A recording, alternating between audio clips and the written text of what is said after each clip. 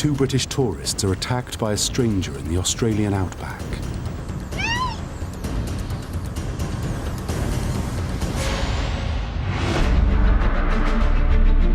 The incident triggers one of the biggest investigations in Australian criminal history. But there's no trace of the attacker, no murder weapon, and no body. Is very much a needle in a haystack situation. I don't think things could look any blacker. Within days, one of the victims has the finger of suspicion pointed straight at her. What was this woman hiding was the question that people were asking.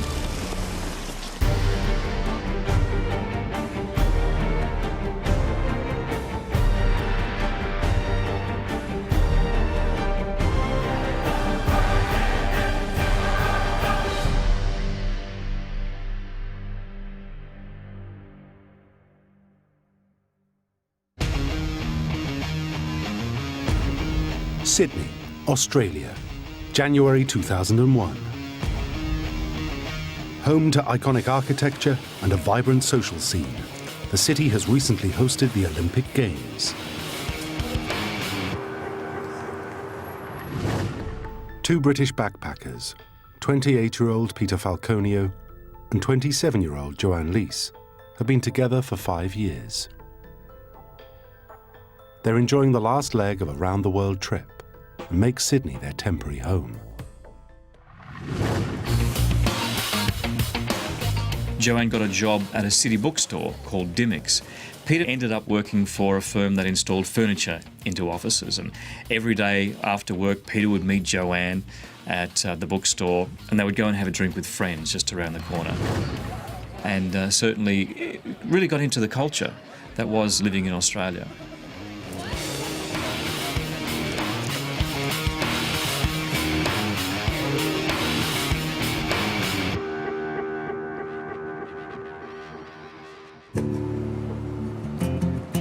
After 6 months in the bustling city, the couple head off for a change of scenery. Their next stop, Australia's beautiful but barren interior, the Outback.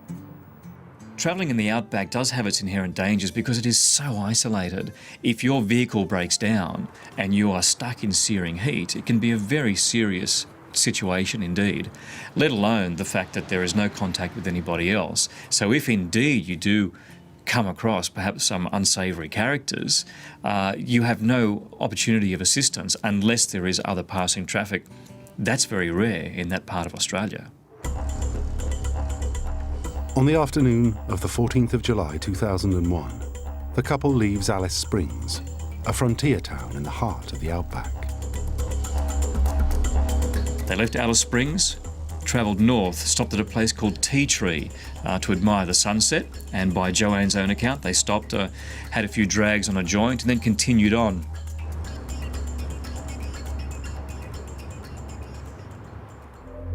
At around 7:30 p.m, the couple notices bright headlights closing in behind them.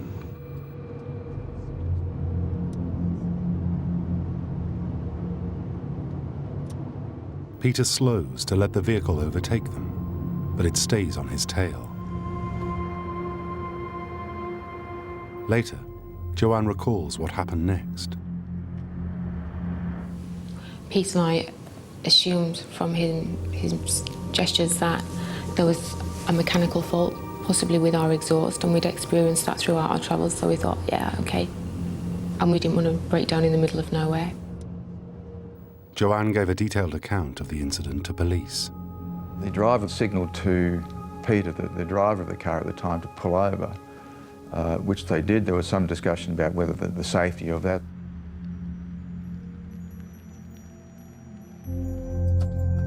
Joanne says Peter then steps out of the vehicle and tells her to wait inside.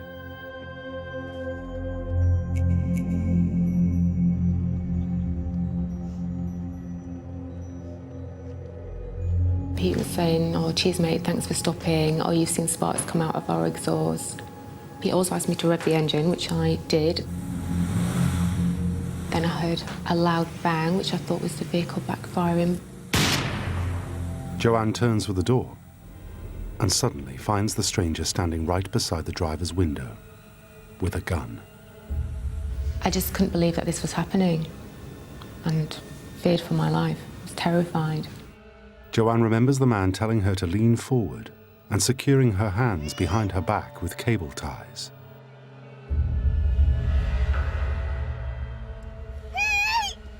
Peter is nowhere to be seen. She's pushed out of the car. There is a struggle as he was trying to tape her legs together. She was hit in the side of the head and more or less dragged and forced back to his full drive where she was pushed in. A strange calmness came over me, almost like an acceptance that this is it, I'm going to die. But then, out of sheer terror, I realised that I wasn't just going to die, he was going to rape me. And I believe that was the turning point, and that's what saved me, because I just, all of a sudden, from somewhere, found some strength. Joanne says she manages to escape from the stranger's car and scrambles into the brush. Her attacker pursues her in the pitch dark. He comes dangerously close.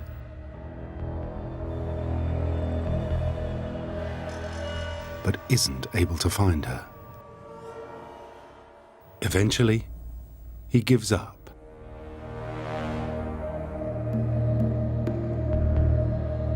After 5 hours hiding under a bush, Joanne finally emerges and flags down a passing truck. She never sees Peter Falconio again.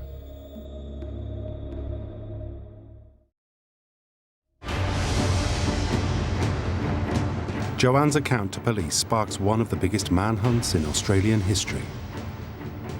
Roadblocks are set up, and aerial and motorcycle teams scour the bush. They have to cover an area 6 times the size of Britain and twice that of the state of Texas. But they find no sign of Peter or his attacker. Until finally the couple's abandoned van, near a pool of Peter's blood, is located 185 miles from Alice Springs. The fact that we have done an extended search and have found no trace of him, I don't think things could look any blacker in terms of Mr. Falconia. Is very much a needle in a haystack situation that we're dealing with. And you don't get a haystack much bigger than the Northern Territory. The story attracts global attention. The international press descend upon the small town of Barrow Creek. It's now 4 days since the abduction along this stretch of road, just over there where the orange cones have been placed. The journalists are hungry for information, but the only witness to the crime is reluctant to speak to the press. Rumours start to circulate about why Joanne won't talk. She quickly turns from victim to accused.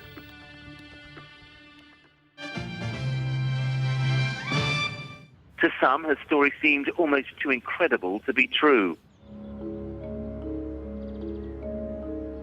To have someone claim that they were stopped in the middle of the desert and that their boyfriend had gone missing, not sure how or why, and that someone was pushing around in the desert, it was quite unbelievable.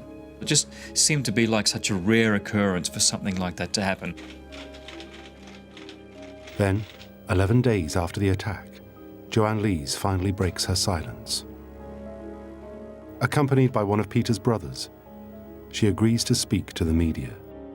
The statement was brief, and she more or less held her composure throughout.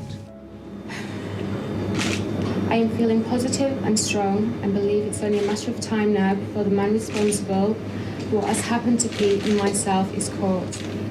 If I could say one thing to this man who did this, I would ask him to let the police know where Pete is.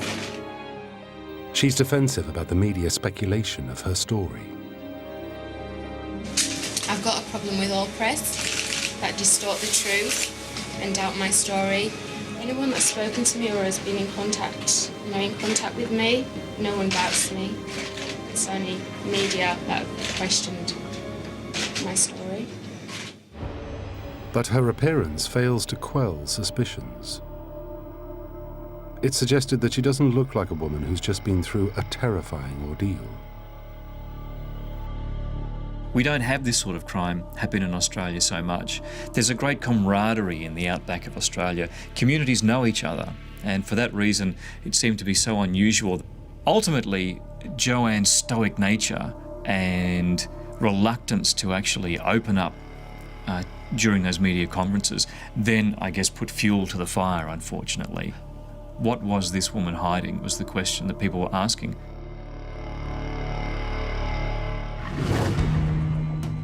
Then, 3.5 weeks after the attack, there's a development. The forensics report reveals that DNA of an unknown man has been detected in a spot of blood on the T-shirt Joanne was wearing. We have found and have established a DNA profile of a male person on the clothing of Joanne Lees. This is significant and clearly is not Joanne's, it's clearly not Peter's. The discovery temporarily takes the spotlight off Joanne. And after 4 months, she finally returns home to the UK. But the identity of the man whose DNA has been found on her clothing remains a mystery.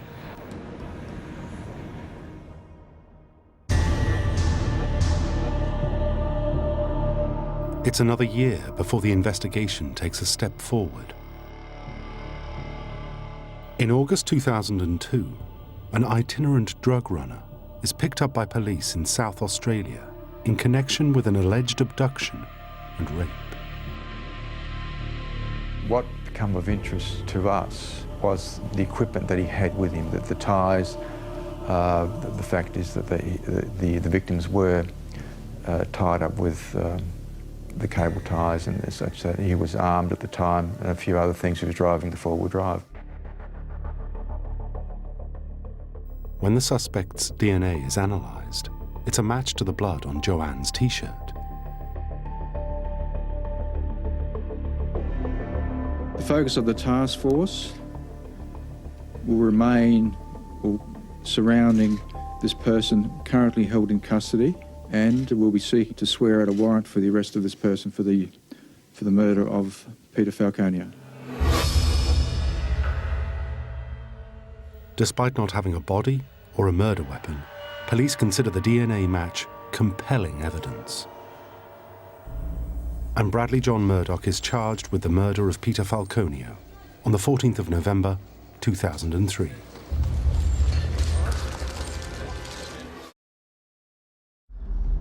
The following year, a committal hearing is held in Darwin, the capital of Australia's Northern Territory.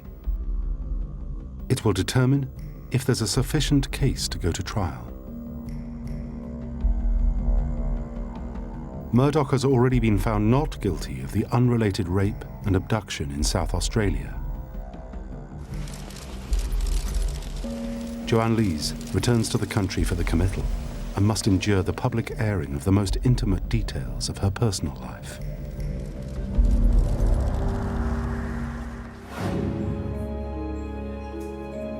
At the hearing, to the fascination of the press, it's revealed that while she lived with Peter Falconio in Sydney, she had a relationship with another man, Nick Riley.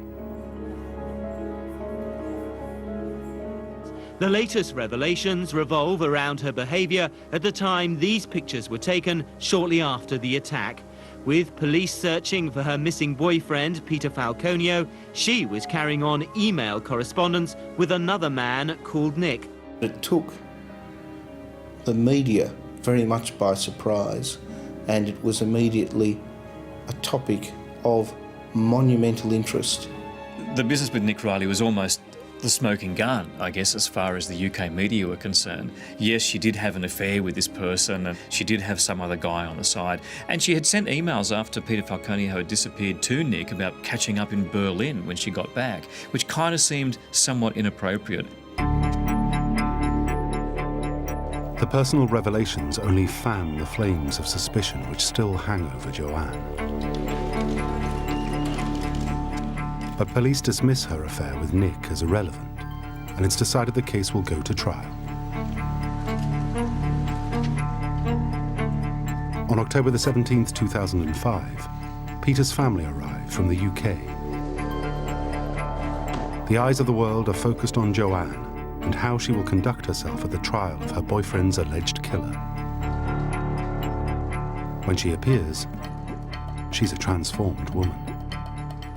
We saw a very big change in Joanne. She was very conscious of what she was wearing. In fact, she probably dressed down quite corporate-wise, went to plain skirts, plain blouses, that sort of thing. Didn't hide herself from the media, came to the front of the courthouse, strode up confidently, and indeed sometimes said hello, hello to the media as she walked past, just out of courtesy. Morning, Joanne. How are you? So there was a tremendous change in what we saw between Joanne in those early days to how she conducted herself at the trial proper. As the proceedings begin, the prosecution must establish a murder has actually taken place. They have three key pieces of evidence. The first was that Joanne Lees heard a sound like a gunshot. There was blood on the ground, confirmed to be a DNA match with Peter Falconio. And Peter Falconio, a man who maintained contact with his family throughout his travels, had not made any contact. But the evidence is circumstantial. Even Murdoch's DNA on Joanne's T-shirt. The prosecution needs to prove Murdoch is behind the murder.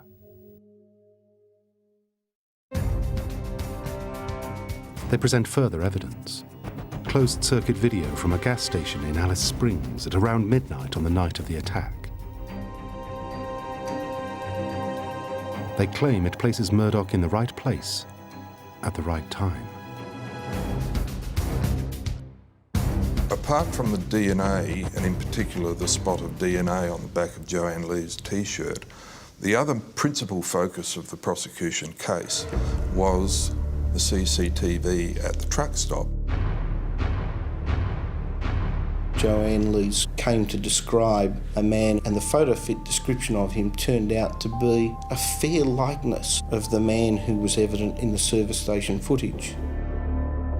Mr. Murdoch said it was not him. The prosecution case was that it was. I guess you could describe the closed-circuit television footage as blurry at best. So experts were brought in to make a correlation between the aspects, and I guess the proportions of the man in the video as compared to the proportions of Bradley John Murdoch. And it was on the basis of that evidence that we had to accept that the man in the CCTV footage was Bradley John Murdoch. Still, the CCTV footage and DNA on Joanne's T-shirt aren't enough to prove that Murdoch was the attacker. So the prosecution presents more critical DNA evidence. The manacles used to tie Joanne's hands together. The finding of a match to his DNA profile deep down within the construction of the cable tie restraints connected him not simply with Joanne Lees, but with the commission of the crime, because the cable tie restraints were a central element of the crime itself. But the manacle DNA evidence is controversial. From what I understand, the minute amount of DNA that was found, it has to be amplified in a laboratory, and it was that process that was called into question. And the prosecution obtained what was called low copy number DNA, which they said was found within the manacles or ties that Joanne Lees was said to be shackled with. As far as I'm aware, this was the first time when the technique was used in a criminal trial in Australia, and certainly the first time it was used in a murder trial. It is a technique that was developed by several leading pioneers in the area of forensic DNA analysis. In cross-examination, the defence challenges the accuracy of the technique, known as low copy number analysis. There have been other cases around the world where low copy number DNA had been used and had not been accepted as evidence because there were so many questions around it. But in this case, it was accepted. The presiding judge made no ruling one way or the other, but simply, like he did in many issues of contention, he warned and cautioned the jury with regard to the weight of certain evidence, and it became a jury question. The prosecution rests its case. Despite the compelling evidence, the defence believes they can strike back with a killer blow. They focus on Joanne's original account to police. She claimed Murdoch had tied her hands behind her back. But the driver who picked her up on the road after the attack says her hands were tied in front of her body. The defence was saying, look, it's impossible for you to move your hands from the back of you to the front of you. During the cross-examination, the point was raised and Ms. Lees came to say that she could give a demonstration of this capacity. So there was an adjournment at the end of the defence's questioning. She went out to another room. She put on a pair of track pants, tied her hands behind her back with a tie from somebody's suit. Then she was sat in the witness chair again while everyone filed back into the court with her hands tied behind her back. It was like time had stood still for her at these points, so she was under a lot of pressure. She sat down on the ground, moved her hands from behind her to in front of her, and that was the end of it. It's a major turning point in the trial. Finally, people believe Joanne's account of what happened.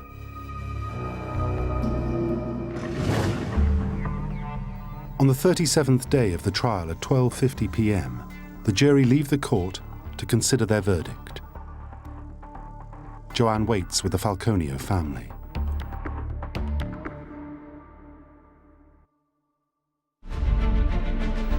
Just 8 hours later, the jury return with a unanimous decision.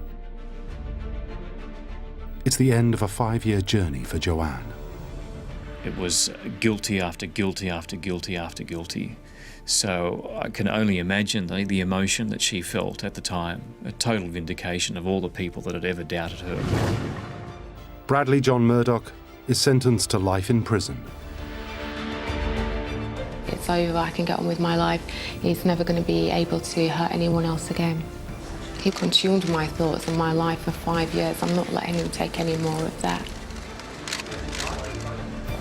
All that's left now is for Joanne to face the media, who doubted her for so long.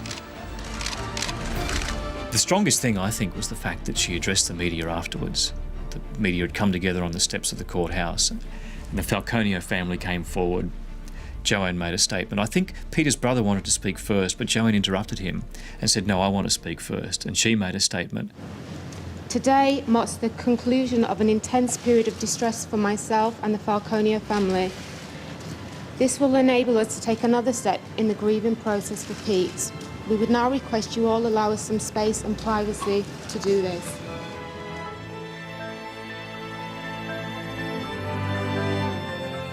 That was a very strong moment. It was like years of work that not only Joanne had done, but the Falconios had lived through, and all the journalists that were there. It was kind of like all of a sudden this had come to a crescendo. Still, one question hangs over the verdict. Where is Peter's body? We are pleased with the verdict. However, this will not bring Peter back. This has been a very long and difficult period for all of us. And the most important thing to my family now is to find Peter's body. In terms of finding Peter Falconio's body, it's certainly got to be almost impossible. When Bradley John Murdoch left the site of the crime, he went back to Alice Springs and then he drove across the country to Broome. This is a vast area of land. We're talking an area half the size of Europe where the body could be. Bradley John Murdoch is the only one with the key to the mystery. He's never admitted his guilt. He's never given any sort of indication that he was responsible and indicated where he has disposed of Peter's body. If he's got any redeeming features, I would encourage him to do so. Today, Murdoch continues to proclaim his innocence.